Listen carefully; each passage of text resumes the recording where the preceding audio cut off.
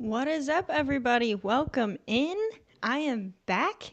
It has been a hot minute, and I'm going to put my sunglasses in to keep my hair out of my face for this stream. Anyways, welcome in, everybody. It's been a while.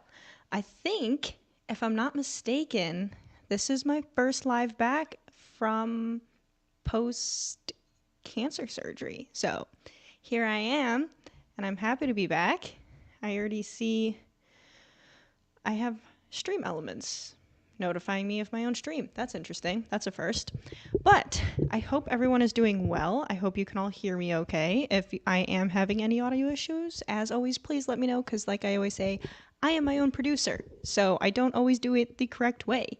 But I hope you're all having a good weekend, a good Victory Tuesday. It is no longer Victory Monday. It is Victory Tuesday, which means our celebration for the Bears win is almost over because now we have to head into this upcoming week and get ready to face the Texans.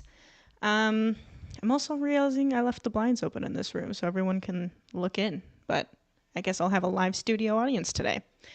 Anywho, so we are coming off of a nice victory on Sunday against the Titans. I guess nice is a nice way to put it because it was kind of a shit show. The defense played extremely well. Special teams played all right. And the offense played terribly. A tale as old as time as Bears fans. But needless to say, we came away with the win. I will say, like, from my perspective, at first I was like, damn, this sucks because the Bears, like, we've seen this story before. We've seen the quarterback not performing well. We've seen the offense struggling and the defense carrying the team. But I will say it was refreshing to see us come out week one and have things go wrong. We had things go wrong this game that should have allowed us to lose the game. I mean, the muffed kickoff return by Velus Jones, that was a fumble and the Titans recovered it in the 30-yard line. Like, things like that, typically last year, years before, when we have bad breaks go our way, we lose the game. So I will say that it was a good sign that we were able to have things go wrong and still come out with a win. However, we need this offense to get back on track or get on track. I'm not freaking out. I've always said that I thought Caleb Williams could be great, but we have a new offensive coordinator. We have some new personnel on the offensive line as key positions at wide receiver, tight end, running back. A lot of it is new, including the rookie quarterback. So I've always said that I thought it was going to take some time to gel, and my guesstimate has always been after the bye week. That after that bye week, we're going to have some hurdles and stuff that we go through the first few weeks, and then we get to that bye, the offense reconvenes, figure out what's working, what's not, introduces some new things, and then we take off from there. And that's kind of when we need to take off because that's when our schedule gets more difficult and we start playing the rest of our NFC North foes. So I anticipate some more bumps in the road going forward. However, I would really like to say let's hope Caleb Williams never has a game like that again. It wasn't terrible in the sense that he turned the ball over a lot or threw a lot of picks or anything like that, but it was definitely, I think even the biggest Caleb Williams fans can say that, like, they've never seen a game that bad from him. I mean, even when he played Notre Dame in college, I don't think it was this bad. So, and that's not all on him. You know, his offensive line today, just like it was for him in college, was terrible. The offensive line was atrocious. And that needs to be better before Sunday, but for the rest of the season, we need to figure that out. And obviously, Keenan Allen had a drop in the end zone. Now, the ball was tipped, and it was a bit of a duck ball, but still catchable by the wide receiver, and it was a drop. So there was some things, you know, we couldn't establish the run game. So there were things that were out of Caleb Williams' control that wasn't all on him. However, still want to see him actually put together some good drives. And there was towards the end of the game, he did start to, like, find a little bit of a rhythm. And I think that was primarily what was missing. the first game of the season, besides a lot of misconnections and some deep throws that he overthrew. He also missed some open guys. There was a few plays where it looked like Romo Dunze was open and Caleb didn't see him, wasn't looking at him. I'm not sure. But it also seemed like the offense just kind of lacked rhythm, which, like I said, is a given that considering everything is so new. But going forward, we're definitely going to want to see this be better. And going against a team like the Texans is a bit nerve-wracking. I'm not sure, like, this is obviously a team that most people are expecting to be playoff contenders. So, and everyone's going to compare Caleb Williams to CJ Stroud. CJ Stroud had a great rookie season last year. Everyone's going to compare him to CJ Stroud, especially with all the weapons he has around him. So it's going to be interesting. And I wouldn't expect Caleb to come out there and be as good as CJ Stroud week 2. However, you would like to see him at least start to put some stuff together. So that's kind of my not even key takeaways. That's just my kind of overall summary, I think, so far of this game. Let's see here. Jermaine Jones, happy to see you're doing better. Thank you. I appreciate that. I am doing better for sure. Uh-oh. My thing isn't working. Okay. But I am doing better for sure. I have my scar here. She's looking a little worse than she did the last time I posted a picture of her. But we're healing and we're doing okay. Velas needs to go. Some guy named Dave. Here's the thing. When Velas Jones dropped that kickoff return, I was pissed and I was also screaming at my TV. However, the thing that pissed me off more was that he was still returning kicks, punts, kickoffs. I don't care what it is. He can't do it. He has proved time and time again that he cannot be trusted with those. And he proves it every single time he gets that opportunity. However, at running back, he has shown some promise. I will say it's a bit of a head scratcher seeing people like Roschon Johnson or Tyler Scott not make the roster, but not make the game day roster, be healthy scratches, and Velas Jones is not. But at the same time, he obviously has some running back coaches and stuff really advocating for him to be in the game. Otherwise, he wouldn't be getting the looks that he is to be starting over Roschon Johnson and Tyler Scott. Which we'll get into in a minute, given there might be another roster spot available for game day because of some injury news. But yeah, I think it was interesting, and he did get some touches on running back. But even when he's at running back, I still sometimes get scared that he's going to get the ball punched out from him. But so far, let's knock on some wood, he hasn't seemed to have issues carrying the ball, and I really hope I didn't jinx it, so we're going to knock on wood again. But I think we have to give him benefit of the doubt for running back. However, I do agree if we're talking about he's got to go for a returner, then yeah, he's got to get out of here. Because this is just he can't be trusted to return punts, kickoffs, nothing anymore. It's ridiculous. I did want to see, I don't know if anyone posted the Bears injury report. I'm searching on Twitter right now because oh no, that's from September 6th. Just kidding. What is this? Okay, so I think that's Wednesdays, isn't it? Today's Tuesday. So there was some injury news, but before we get into that, I want to first sum up our takeaways from this Bears-Titans game. So, Scottish Bear, Alexis, I hope you're doing well. Girl, good to see you. Bear down. Thank you. Bear down. I am doing well. I am recuperating, and we're doing good. We're healing. Injury report tomorrow. Yeah, for some reason I was forgetting that it comes out Wednesdays, and then I realized today's Tuesday, and we don't get it till tomorrow, but oh well. Okay. But let me first go into here my key takeaways from this game against the Tennessee Titans. So, first of all, our defense is legit. The first half, we gave up 17 points. However, part of that would have probably only been 10 points if it wasn't for the Velus Jones Jr. kickoff return fumble, because we fumbled it away right to the Tennessee Titans at like the 30-yard line. So that was almost a giveaway of points. Would have been nice if the defense could have held them, but part of those 17 points is to blame on that. So that is where special teams comes into play. However, thanks to special teams, we also had a blocked punt. We also had 2 picks.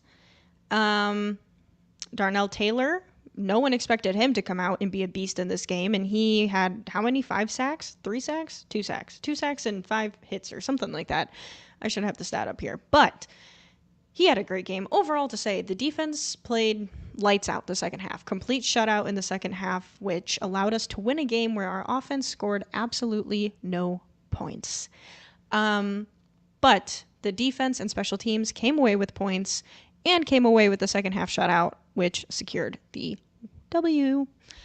Like I was hinting at the beginning of the live here, bigger margin of error. We saw a lot of mistakes happening on the field, and like the muffed return, the offense not being able to score any points. Years prior, our fate would have been sealed and we would have lost the game. This year, I think it proved, and this Tennessee Titans have always been kind of a question mark for me on how we would start the season, because I think they're a team that could end up being very good. And I was uncertain on if we were going to not be prepared enough and have a dud for week 1. And this Tennessee Titans defense is good, especially their interior defensive line, as we saw on Sunday, because they made our offensive line look like schmucks. I could have gone out there and wore a jersey and we wouldn't known if it was me or Coleman Shelton. So that's how bad it looked. And in the past, that would have sealed our fate and it would have been a Bears loss. But our defense and special teams came out strong. And it also showed like our offense, even though they were bad, they didn't lose the turnover battle. They didn't fumble the ball.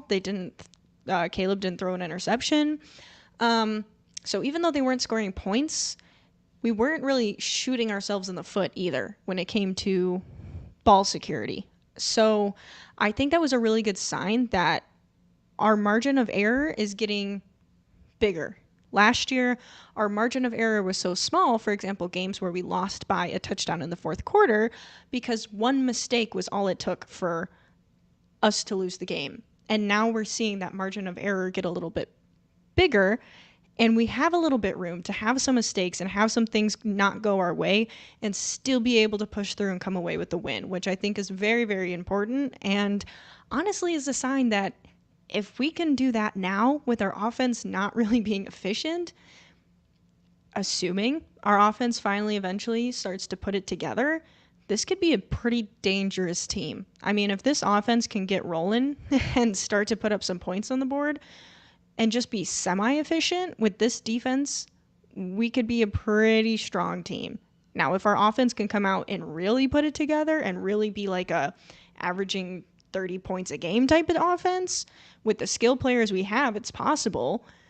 Now you're talking about a team people are really considering a playoff team. So, but that's getting a little bit ahead of ourselves, but still, our margin of error is getting bigger, which I think is a good sign. Another point, another takeaway, Caleb is a rookie. In case we weren't already aware, Sir Caleb Williams is a rookie, folks. I will admit, I didn't expect his rookie debut to be that bad. I don't think anyone did.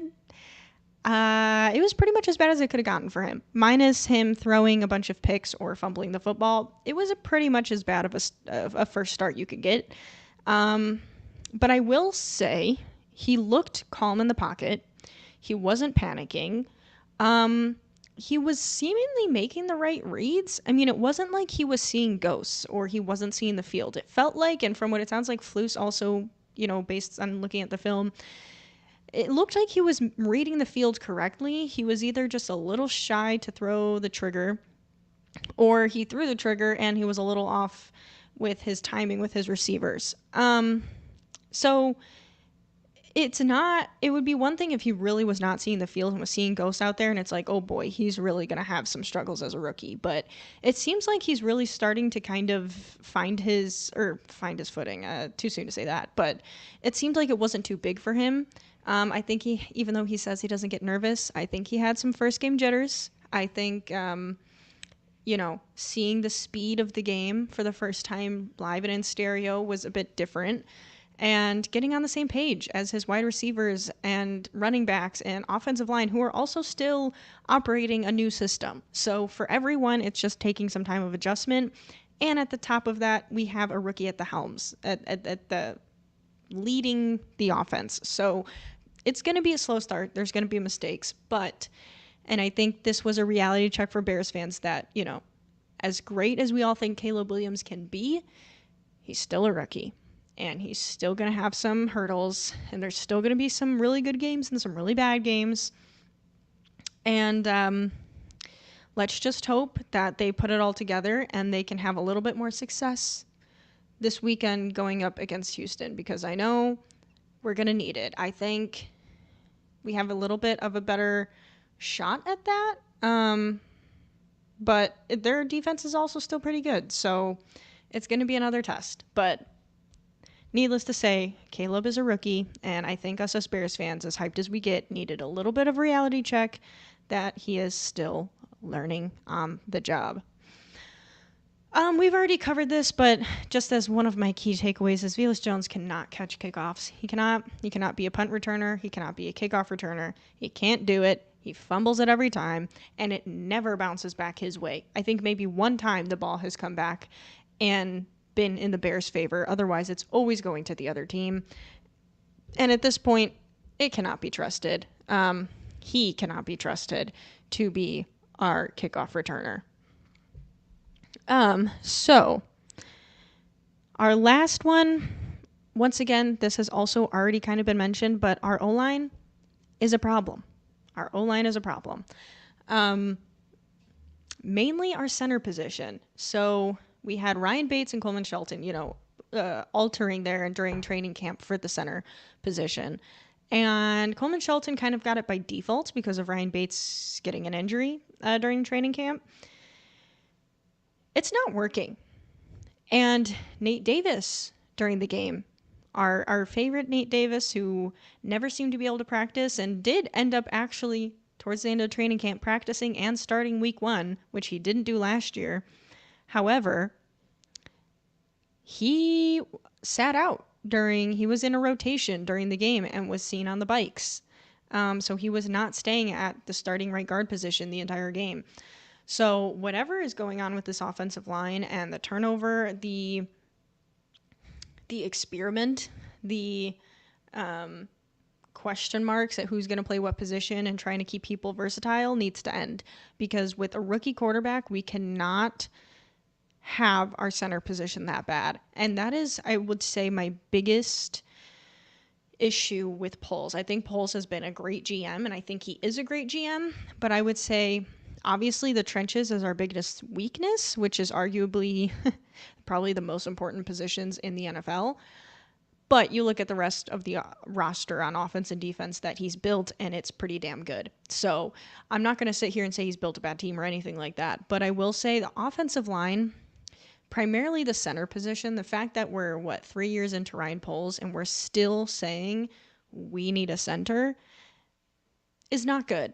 And the fact that Ryan Poles, just like a week before this season game, came out and said that this has been the best depth offensive line he's had his whole 3 years here. Concerning. Also, depth is important, but what we need is a solid starting offensive line.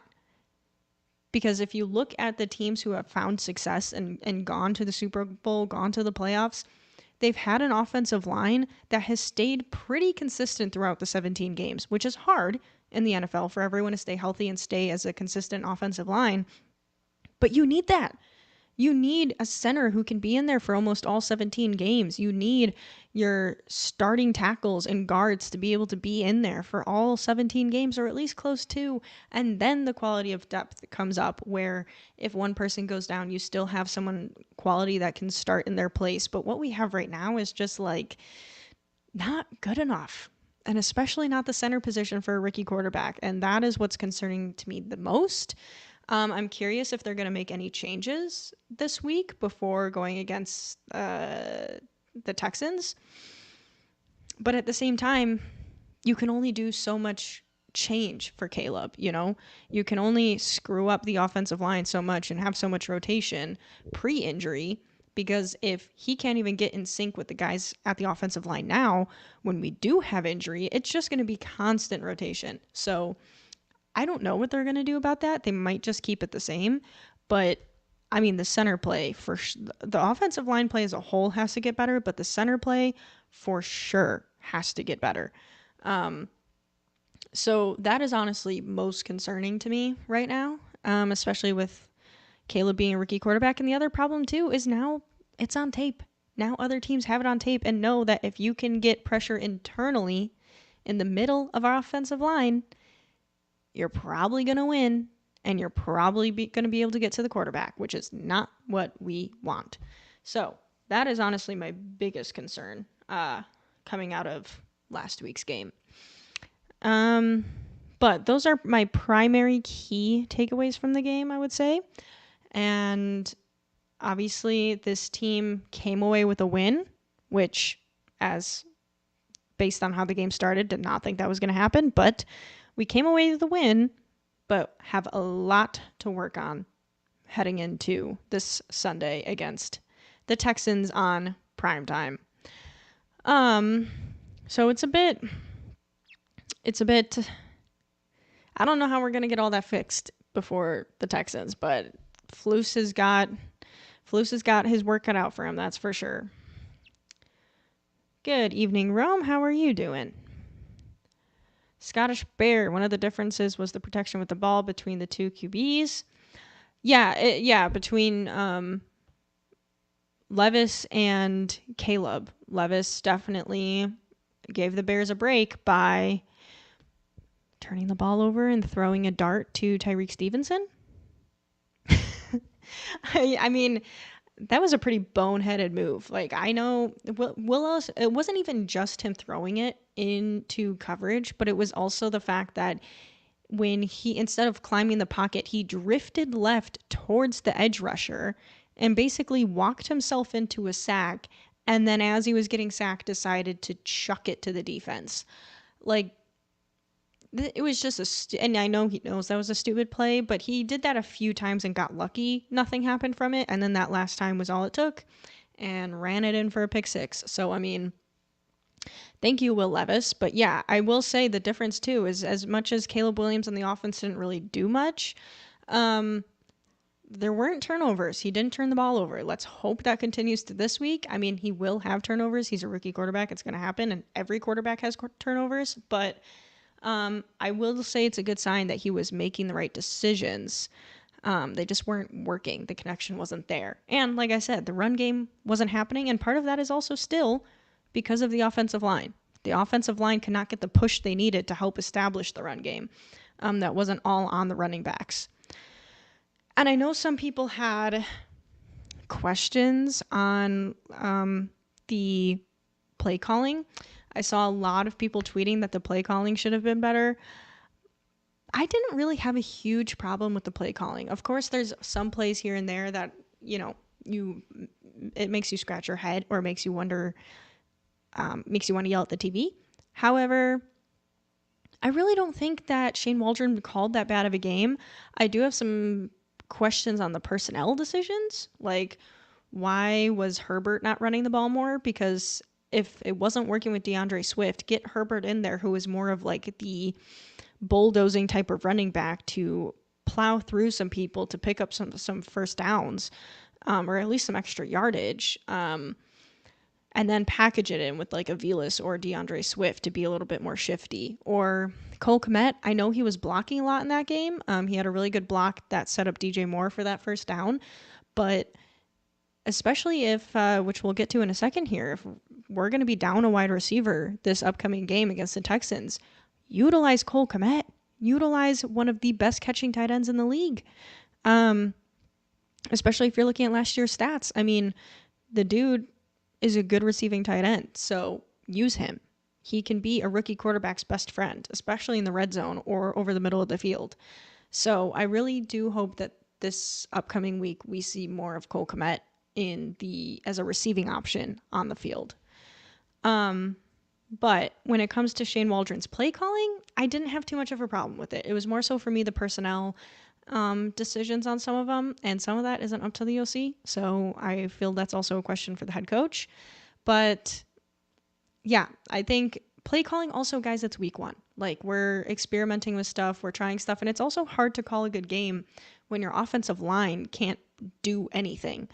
They can't block for a run, they can't block for a pass, so there's pretty much no other options as an OC for you to call. So I know we're used as Bears fans to always complaining about the play calling, and trust me, we still have 16 games left of the season. There's still time to get upset with play calling if it goes bad. But I feel that Shane Waldron has a pretty good track record, and of course there's going to be games or days where he has some questionable play calls, but I'm really trying to stay more optimistic on that front and be more a little bit open-minded with the stuff he's trying to work in, because he's also working with all new players. He's trying to get them used to a new system. He probably has a little bit more of a limited playbook than he would like because of those factors, especially with a rookie quarterback. So like I said, after the bye week, I think is where we're really going to start to see more of a shift and a turn on the offense. But hopefully these next coming weeks, they can start to build and start to get a little bit better and figure out what works and what doesn't. Caleb was full of adrenaline. Yeah, he definitely was. And luckily, he has a good defense to back him up. Not going to work every time, though. You got to get some points on the board. Vila should take up soccer. He dropped the ball and kicked it back to the opposition. Real Madrid, here we come. Yeah, honestly, it wasn't just like he dropped it, and usually you can drop it and pick it back up. I mean, he full on punted it to the defense. So that, yeah. Maybe Vilas would be a better soccer player than he would football player, but maybe that's being too harsh. We're not. I don't know what that's referring to. But okay, we're not. I'm doing all right, Rome. I hope you're doing good, and it's late for you in your time zone, no? I feel it is quite late. Yeah, it's almost 6 p.m. here, so it's got to be late for you, but I am doing all right. I'm doing good. Angus Quinn 13, Twitch streamer. I know there is someone who, if they're watching the live right now, is excited to see your comment because they have asking where you are on Twitch. Which player did you think played or had a really good game? Darrell. Am I saying his name right? Darrell Taylor? Darnell Taylor? No, Darrell Taylor. God, he just got added like a week ago. I'm blanking. He had a really good game. Andrew Billings. Billings was unbelievable. I mean, he had a great game. He's like a damn brick wall. He had an incredible game, especially like I didn't even realize I saw it a little bit while watching, but rewatching some clips and stuff back now, I'm like, damn, this man was unbelievable. Same with TJ Edwards, all over the field. He had a crazy good game. And can I just say, TJ Edwards is such an underrated linebacker. Steal of the cost that we paid for him. And I remember watching Tom Grassi. Love his channel, but I remember he was doing his early season predictions, and he had said that he was uncertain about the Bears linebacker core. And I was like, he could be right about other things, but he's definitely wrong about that one. Our linebacking core is pretty damn good between Edmonds and Edwards. And People really don't understand. It's like the Bears tax. The same way when Roquan Smith was on the Bears, everyone was like, oh, he's barely top 10. And now people say he's the best linebacker in the league. TJ Edwards is honestly, even looking at his stats and you compare it to other linebackers and you watch him on the field, one of the best linebackers in the NFL. I mean, he is incredible. And every game, he's flying all over the field, making incredible tackles, getting interceptions, recovering fumbles. Like, he is everywhere. So, I don't know. Maybe my hat goes to TJ Edwards because he deserves more credit than he gets. Whoops, I read that one already. We're going to have to weather the storm Sunday night. Potentially.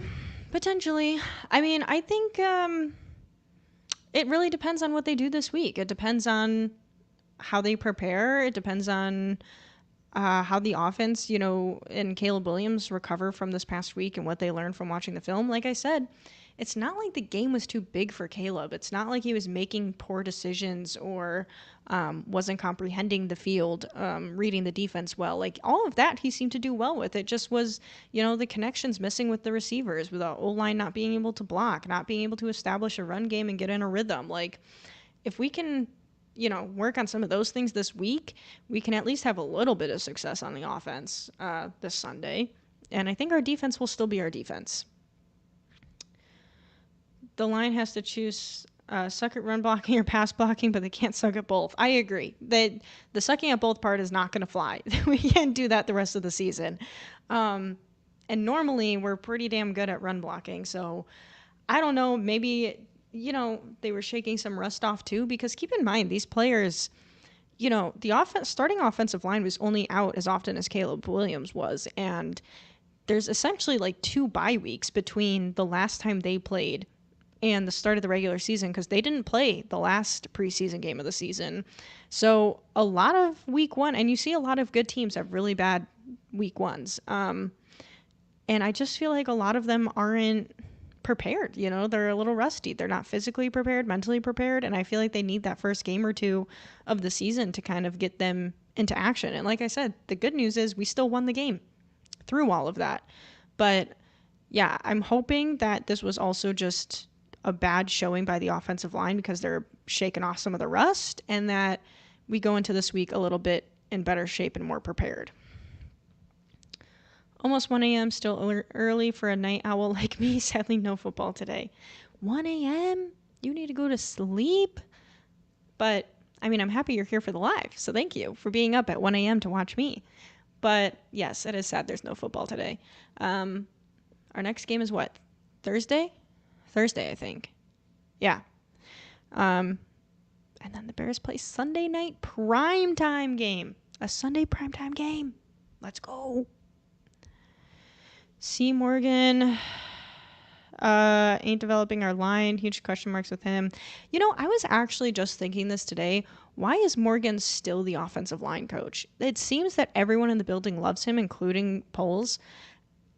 And I'm very curious on why he still has a job, because I know part of it is personnel and there's been injuries and it's not all, on the coach's fault that these things are happening. But our offensive line has been so bad for the past few years that I really don't understand what he's doing to warrant staying as the head coach of the offensive line. So I'm on the same page with you there. Like, I mean, maybe I'm just not educated enough in this subject, but I've also been wondering what the deal is with Morgan still being the offensive line coach. Ow, I just hit my tooth. Oh, yeah, true. 12 a.m. for you, Scotland time. I wasn't even thinking that. And your name is literally Scottish Bear. Oh, my God. Yeah, why are you up right now? Once again, also appreciate you for being in the live. But what are you doing up right now? Go to bed. It's late. It's a work week. TJ Edwards and Andrew Billings are Pole's biggest wins in free agency and equality value additions. I agree. Billings and Edwards have been steals. I already went on the rant about Edwards, and like I said about Billings he's honestly the only good player on our D-line. I mean, DeMarcus Walker is in there, even though he kind of rotates from middle to edge. But Yeah. Um, huge steals by Poles, and honestly, some of his best signings for sure. And Edmonds is good, but the quality of play that Edwards brings for the cost that we paid for him, unbeatable.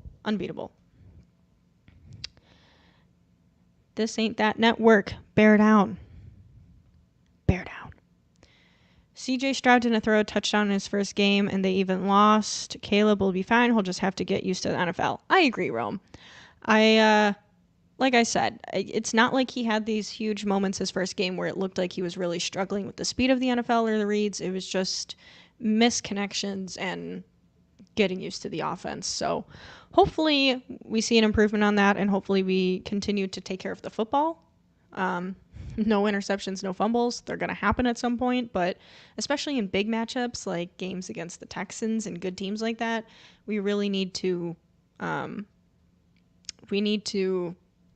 take care of the football for sure. Waves over to Scotland. Let me pull up here our schedule quickly too. Oops. Get rid of the comment hovering there. Okay. So Tennessee was a win, and this is what I was going to bring up too, is we have Texans this Sunday, primetime game, and then we have the Colts, and the Colts are another team kind of like the Titans, where I'm like, I have it marked as a win, but that could easily be a loss. Like, if you have some things not go our way, if we have another game like we had against the Titans, I don't know if we'll get away with it again against the Colts. I will say I don't think their defense is as good, especially their secondary. I do think Caleb Williams can have a much better game against the Colts, and I think he hopefully should by then. But the Colts are their offense and their quarterback, Anthony Richardson is not something to be messed with. I mean, Anthony Richardson still has to play himself or prove himself, but that can be a tough game. So I have that one as a win on my books here, but it could easily be another tough one. So like, even though we have what is considered one of the easiest schedules in the NFL, at least the first 6 weeks, it's really some of these teams are up in the air. I mean, heck, LA, good team, not a guaranteed win. Panthers, that should be a guaranteed win. If we lose to them, that's just embarrassing. And then the Jaguars, once again, I have that as a win. I think we can beat them, even though it's in London, but you never know. So we don't have, as people like to say, the easiest schedule. I really don't think our schedule is all that easy. So our offense does need to kind of start to figure out and gel together sooner rather than later. And the other thing that we have to bring up is our other first-round pick in the NFL draft, Rome Odunze. News out of Hallis Hall today was that he's injured. I don't know about you guys, but I think most of us did not even see this happen, did not even know he was injured. And apparently he wasn't even reported injured after the game. In the play with Velus Jones, not his fault, but he was getting tackled and shoved into Rome Odunze, who then bent his knee funny and apparently was not having any issues the day of the game or the night of. Went home, woke up the next morning with soreness in his knee, told the medical staff, went through testing, has a sprained MCL, so similar to the injury that Jordan Love, the quarterback for the Packers, just sustained, and is considered week to week. Now, the extra good news is it sounds like it is a very minimal sprain from what I last read, that he could even be well enough to play in week 1. Like, it's barely considered a MCL sprain, and he is seeking a second opinion to confirm that's even what he has. However, I think the Bears are obviously going to nurse it. Right now, Flus is saying that there's still a chance, Rome plays this week, that the injury is not that severe.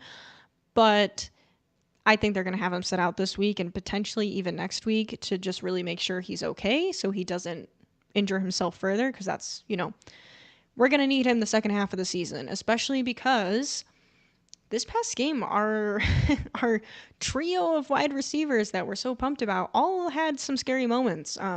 DJ Moore was in the medical tent. He had a few weird falls and hits that he went in the medical tent for. Keenan Allen ended the game hobbling on his foot, the same foot that he was having issues with towards the end of training camp suddenly, the same foot that he had issues with last year that caused him to not play. Whatever's going on with Keenan Allen and his foot seems to be a lingering issue, which is honestly concerning for me because it makes me feel that this is something he's going to be working through the rest of the season.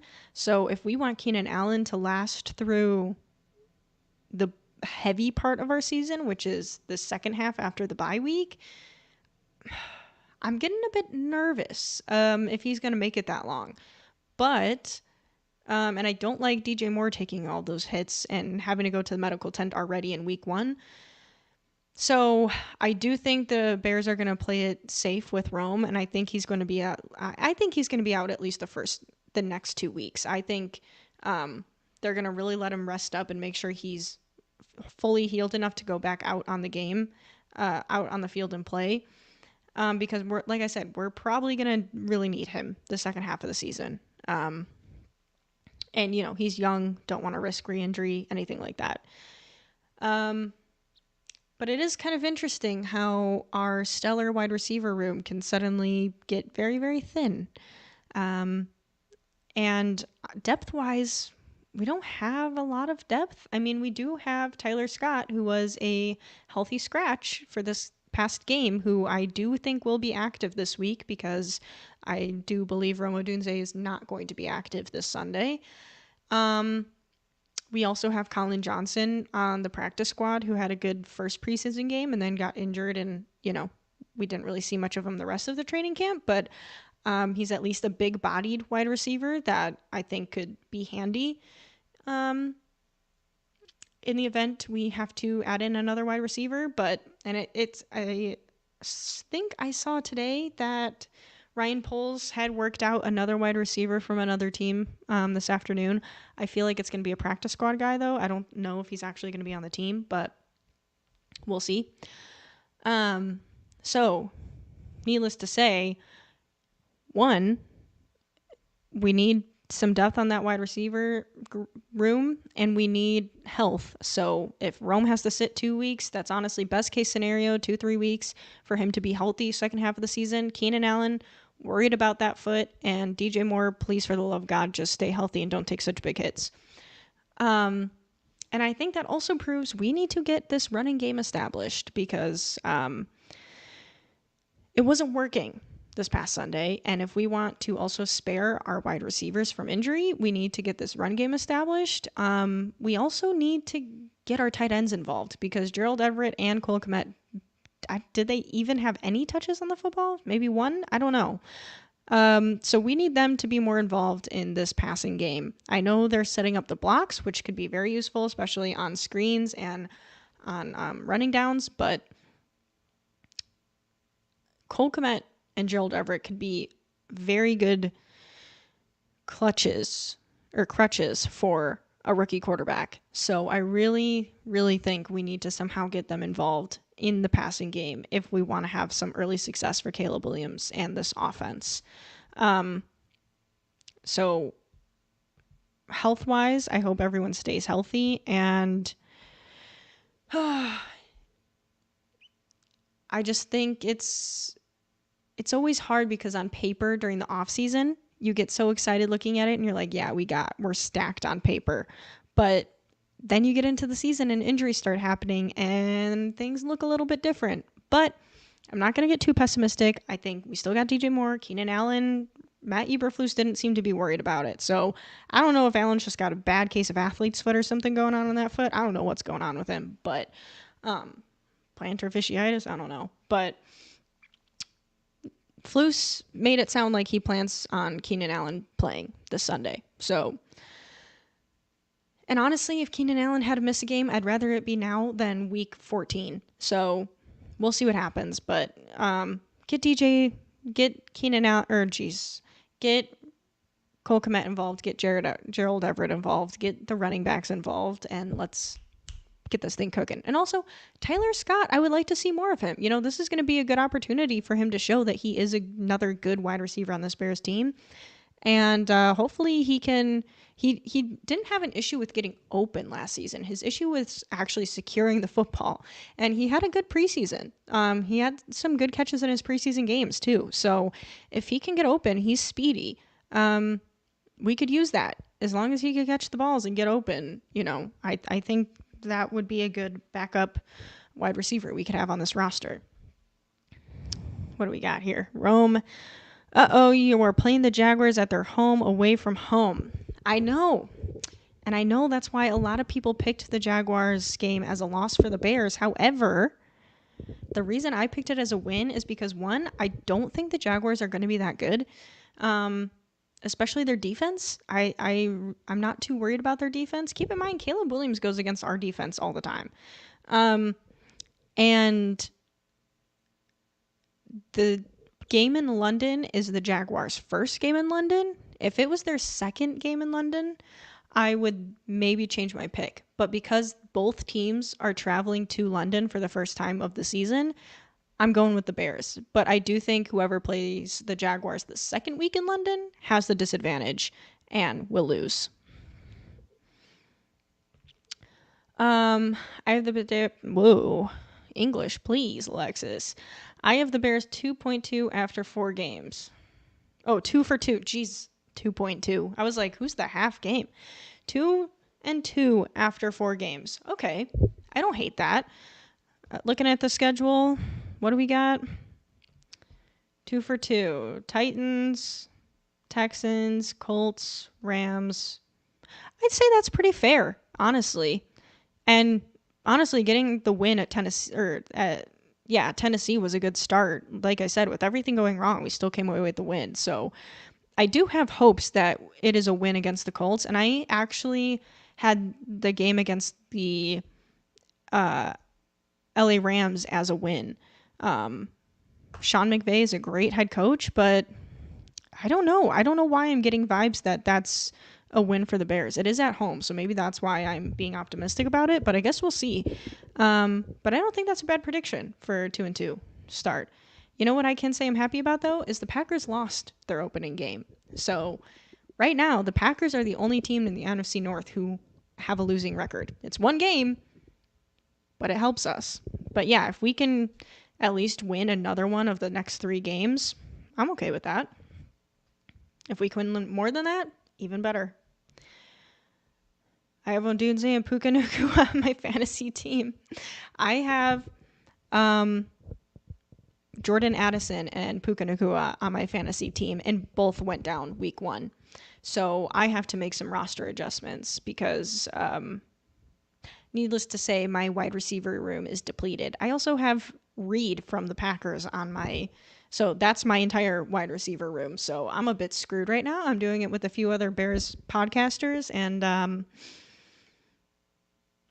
it's not looking good for me as the only girl in the fantasy league.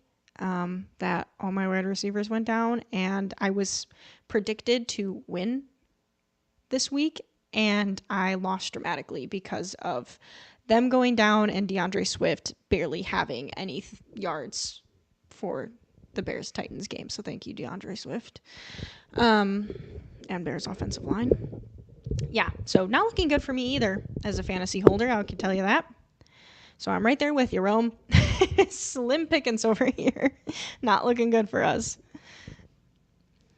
Apparently, Allen has had issues with his boots. I think it's blisters. Interesting. I could see that. It's weird that they keep saying, like, foot and not, I don't know. The way they keep talking about it doesn't make me think it's some sort of, like, muscle or bone issue unless it's, like, bone spurs, which I could see. But even the Chargers last year said that Keenan Allen wasn't playing just to, like, prevent injury. But if the Chargers were competitive and were going to the playoffs, then Keenan Allen would have played. Because Allen was on his last year, he wasn't going to risk injury when it came to contracts and everything. But if they were going to the playoffs, he would have played. So that's what also kind of makes me think that it is something like that. blisters, bone spurs, like something weird is going on with that foot.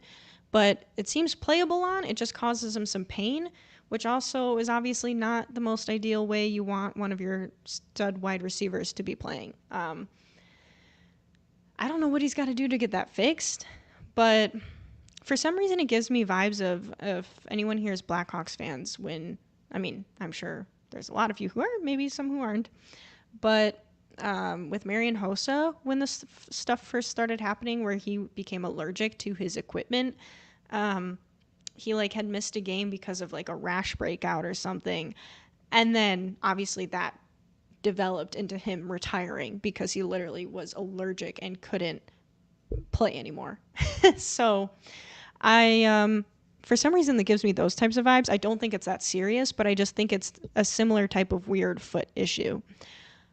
Needless to say, it sounds like Flus expects him to play through whatever it is. And as long as he can, even if he has to miss a few games, like, I don't know, week 5, week 6, who cares? Get him back in here for the games against NFC North. That's what I care about. Because those games are going to be very, very big games for this Bears team. And the Packers are down Jordan Love. The Vikings have Sam Darnold at quarterback. The Packers have Malik Neighbors, right? Wait, no. Am I thinking of the right person? Malik Willis. Yeah, at quarterback for the next few weeks. And also the Packers, typically they don't have that great of a start to the season, but they didn't look fantastic week 1. I still don't think their defense is I don't think their defense is going to be bad. I think they're going to be middle of the pack, pun intended. So I don't think their defense is going to be terrible to beat. And their offense, honestly, with Matt LaFleur, anything is possible because he's an insane coordinator and a really good head coach and a quarterback guru. But it'll be interesting. So I would like our team to be at full health to start the season, please. And primarily at full health when we start getting into the NFC North opponents the second half of the season. Bears 4-2 after 6 games. I have the Bears beating the Jags and the Panthers. Yep, I like that. I would agree. The Jags, of course, could be a toss-up. I mean, every game is a toss-up, but like, I do feel the favors. In my opinion, it should favor the Bears for the Bears-Jags game because, like I said, I just don't think the Jags are going to be as good as they've been hyped up to be, and I think their defense is not as good as some of these other defenses we'll be facing before we get to them. So I think it could be a good game for our offense, and I think our defense can stop the Jaguars' offense. I don't think they are going to have some powerhouse offense that we have to stop. I think our defense can get Trevor Lawrence's number. And also, Trevor Lawrence still has a lot to prove. Like, people talk about him like he's still the touted, generational player that came into the draft, but he has yet to actually prove that. Hopefully it's not against this Bears team, but I think what he's shown so far, the Bears can, stop this Jaguars offense. So I have that as a win. So that's just my opinion. Speaking of Panthers, how are yours doing? Oh, my little kitties, they are doing good. They're eating dinner currently. So they are not joining our live today, but they are eating dinner right now. But I think ending it on the note about my cats, because that seems fitting, that wraps it up for today. I will be doing another live later this week before Sunday night to preview the Bears-Texans game. Now that we're getting into the bulk of the season, I am ready to go. I'm healing up and ready to commit. So let's do this. Let's bear down and let's get some wins on the books. I think starting off the season right with a win against Titans was the right way to do it. No matter how many things went wrong, we still did it. So even though it wasn't great on offense, I'm optimistic. I'm still optimistic it can go well. We've heard that one before, but I genuinely do think if this offense can start to get it together, the Bears can be a pretty scary team if people can stay healthy. So I appreciate you all for being here, especially those of you who are in another time zone watching me right now. please go to bed now that you've watched this, or maybe I can like slowly lull you to sleep right now towards the end of this podcast. But thank you for watching. I appreciate you all for being here. Thank you for the comments. Thank you for tuning in. As always, I hope you have a good rest of your night, and bear down, everybody.